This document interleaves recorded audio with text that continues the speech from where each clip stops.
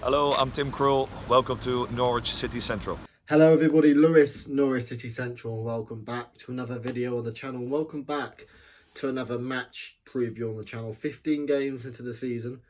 It's been an interesting Premier League season, an eventful one. We've gone from Farke, we've gone from all sorts of situations. But coming up against Man United, it's an opportunity for Norwich City to get back to winning ways under Dean Smith. But from where we were 5-6 games ago, I think we can all be confident that this Norwich City team look a lot more competitive and have a better chance of survival.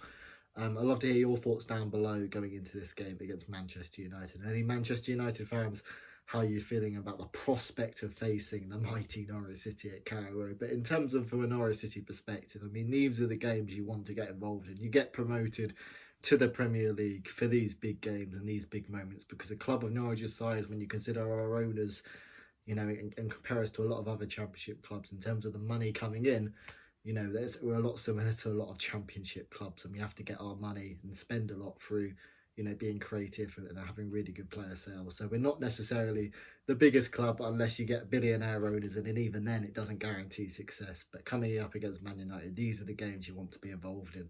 And hopefully we can spring a surprise on this Man United team with Cristiano Ronaldo at the helm, which is all a bit crazy. But looking at this Man United team so far this season, and well, firstly, if you look at Norwich City, I think we've played some teams at good opportunities. I think of maybe Leicester when they were in poor run of form. Everton had a few injuries. Leeds had lots of injuries. They didn't capitalise. We played Brentford on a really bad day. Football sometimes actually got a little bit of chance to it, because you can play one team on one week and they've got loads of injuries and there's a completely different narrative around the club, and play another team another week and they're in a completely different position. Take Tottenham under Nuno, they were in terrible form. I think they was like the third worst scorers in the league as well, and they look a much better outfit under Conte. Similar with Man United. I mean, a few weeks ago, Watford thrashed them 4-1, and I honestly believe, if Ollie was still at the club, the way Man United were heading, Norwich would have beaten Man United, or certainly got some points against them. I truly believe that at Carrow Road. But now they've got a new manager in Ralph Rangnick, and it's a completely different narrative. It's a completely different ball game, and it's going to be a lot harder. But looking at Man United, their most recent result was only a 1-0 win against Crystal Palace at home in his opening game. And there's still potentially those same problems there. And when you think of Man United and their problems this season, it is at the back. Harry Maguire's nowhere near the player he was at the Euros, and Man United are just leaking so many goals, and they look like a really poor unit. Although you'd expect that to improve under Ralph Rangnick. I mean, they did keep a clean sheet at Old Trafford, but defensively is where you'd say Man United's big problems are. And in terms of their strengths, I mean, it's the other end of the pitch, isn't it? Offensively, Ronaldo's come in, and he's not the same player he was a few years ago, and I doubt he's going to be the top scorer in the division, but he's still a player who thrives on big moments in big games, and he's a class player. And then you've got all those attacking talent around them. Goodness knows how much money Man United have spent and thrown at trying to win a Premier League title they haven't won since Sir Alex Ferguson. I mean, Bruno Fernandes, Sancho's coming, Rashford, Greenwood. There's just so much talent. Martial, I'm probably forgetting a few names as well. They've got so much talent and so much depth. So it's going to be a really, really difficult game from a Norwich City perspective. But under Dean Smith, 1 win, 2 draws, 1 defeat.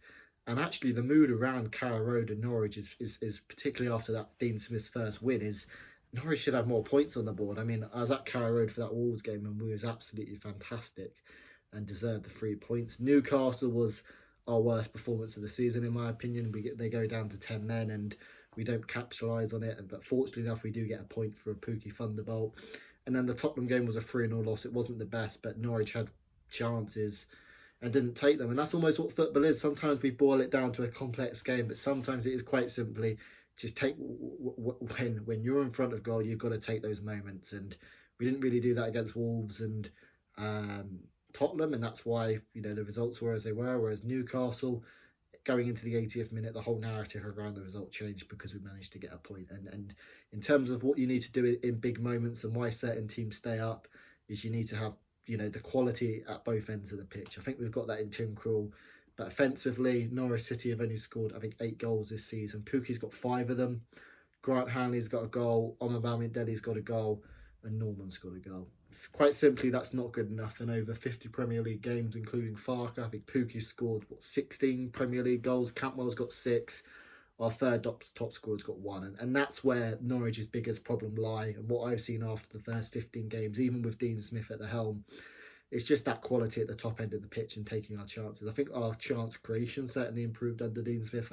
Create quite a few chances against Wolves and maybe not so much against Newcastle, but Tottenham as well. So it is quite simply about putting the ball in the back of the net. And when you boil down football, it's as simple as that. You've got Pukki, who's a very good striker. He's not always going to score all his chances, but he's a very good striker. And look, he's got more goals than Harry Kane, Aubameyang, maybe someone like Sadio Mane. I think he's only one off Ronaldo. He's 5 goals from 15 games is a good return.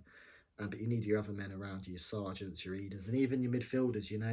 No goals for Rashita, Jolis, Campbell. I know they haven't played a lot, but you need to get goals from midfield as well. And hopefully Norwich can start doing that against Man United. And yeah, that's simply what it's going to boil down to this game. Man United's got a poor defence. I still don't think all their problems have been addressed, even with a new manager in Norwich. Have got to take advantage of that and be clinical. In terms of the team news, it's really disappointing when your 2 best players are out injured, and that is what's happening to Norwich City. Milot Rashica, who has been in incredible form since Dean Smith's come in. I know he's got no goals, but looks a real good player.